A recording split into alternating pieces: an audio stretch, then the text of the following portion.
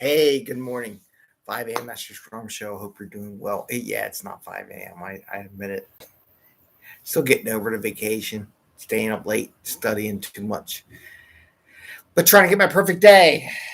Great dog. Dog's like, yeah.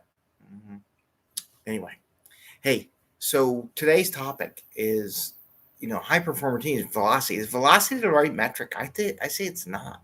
It's an okay metric, but I got a better one for you, and it's related to value and something we'll talk about for high performing teams because it caps out at some point in time. So I want to share that with you today. And this is 5 a.m. Mester Scrum Show. Greg Mester, Scrum Master and Agile Coach, and we talk about Scrum and Agile in a practical and tactical way so you can bring value to the customer. Not work crazy hours.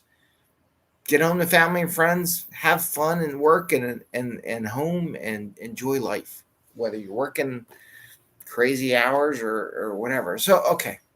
So what am I talking about? So a lot of questions about what's a measurement for high performing teams, velocity. So I got my little trusty whiteboard out. I got to move the camera over a little bit. Okay, because there's a big dog sitting right here sleeping, staring at me with one eye. Got one eye on me all the time. Okay, so right. So we have our velocity. In theory, I mean, unless you change the way you measure. So we talked yesterday about automation, getting what you work in 70 hours done in less than 40, right? And automation and all that kind of stuff, working on the right thing.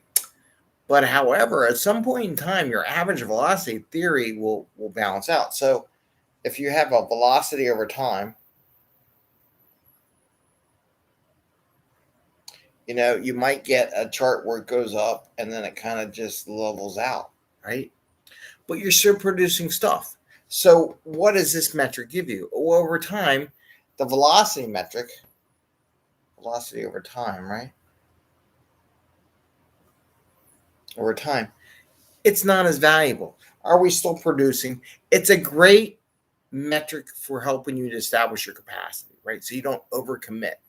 So this is great for making sure you don't overcommit as a team. Perfectly legit. What I want to add is how much value has the team provided.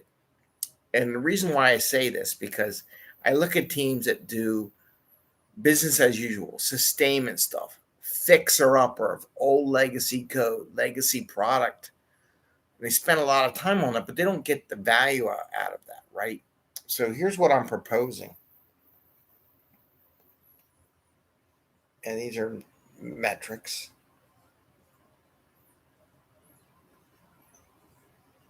And it's a new one. It's not in any book. This doesn't exist, right? So I'm going to talk about value. Value over time. Because you think about it, in theory, you introduce a product, and they all has a life curve, right? A life distribution curve. So when you introduce it, it gets maturity and it comes down. It goes like that, right? The idea is that this distribution curve, this is the value of your product. Like when you initially release it, how much money do you return over time? So you start here, and as it peaks out with people using it, you're up here, right? And this is curve. I have more than one color. I think I do. This is project one.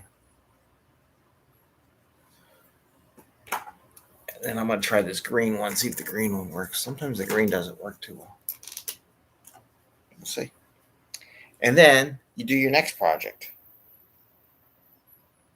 And that has a curve, right? And then you do your next project. And that has a curve. So what you're really looking at is how much value, does your team produce or contribute to the team, right? So now you're not tracking. Well, I'm doing the same amount of velocity, right? So this translates to here, right? But my team has contributed this much revenue to the company, right? So you're doing some sustainment stuff, things like that. They maintain this to keep it running, right? So what you track is the total contribution past work also to the value that your team has contributed. So now when people say, oh, you capped out velocity, your team sucks. No, we've been producing this much value for the company over the life distribution of whatever we delivered before and improvements and things like that. So what I would suggest is that not only do you a velocity metric, but you do a value metric. And one little kicker on this, and maybe I'll talk about this. I'll talk about it now. Why not? So we got the velocity. So now, okay, how do I track it, Greg? When you create stories, one of the tasks is how are you going to measure velocity value, right? So you need subtasks. I'm going to use my blue one because the blue comes out better. You're going to need subtasks. Subtasks. It says, how do we calculate continued value return?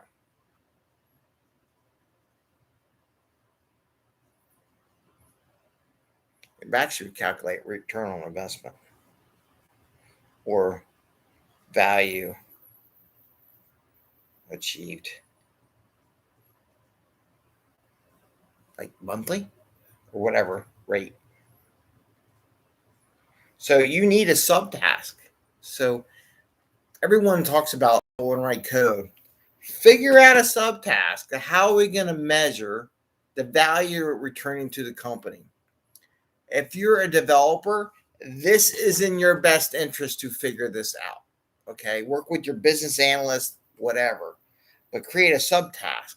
It's part of your story to say, how do we measure our return? Is it the number of users? Is it a survey thing?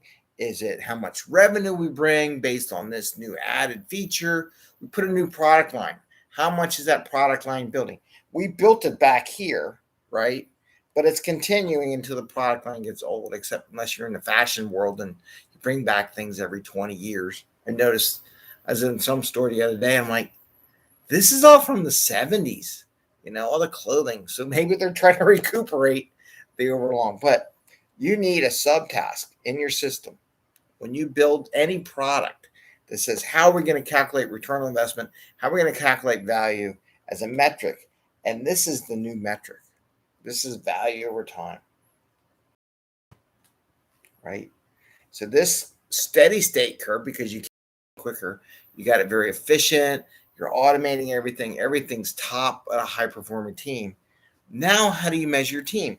You measure your team on the amount of wealth you are providing to the company based on previous work, future work, whatever. So now we're measuring wealth to the company. Got it? So that's the metric I'm proposing. But you have to figure out how to measure it. No one's going to tell you how to do it, but as you're working the stories, this is a very valuable subtask to a story, an epic, anything, product, feature, whatever. How do you measure? Maybe you have to make a story to go under an epic or a feature that says, how are we going to measure return or calculate the goodness of what we're doing? And how are you going to bring it? You bring an API, you're going to measure it. What are you going to do to measure that information? So that's what I'm going to share with you today. Just another way of thinking about when you're a high-performing team, because everybody said velocity is a terrible metric. Yes, it doesn't really help you show you if you're getting any better at some point because you are a high-performing team. Everything's perfect. Your Scrum is running great. Maybe you're doing Kanban, whatever. But my challenge is, are you producing wealth through the company? That is your new metric. That's your new level. So we just upped it. But that's a very practical and tactical way of measuring your value contributed team, because as soon as that goes away, they're going to let you go, right? So we need to have a metric after we do velocity, how we are still producing wealth for the company, right? Because they can't see it unless we come up with a way of measuring it. So with that, hope you're having a great day. Tomorrow's Friday, Fortune Cookie Friday. I do have fortune cookies since we're back in the office. Please give us a thumbs up if you like the show. And I don't know where the bells went. Kids stole the bells. Ring that bell once, twice, so you get notification when we go live and when we post new material. With that, I want to say happy scrumming. Enjoy your day and take care, everyone. Bye.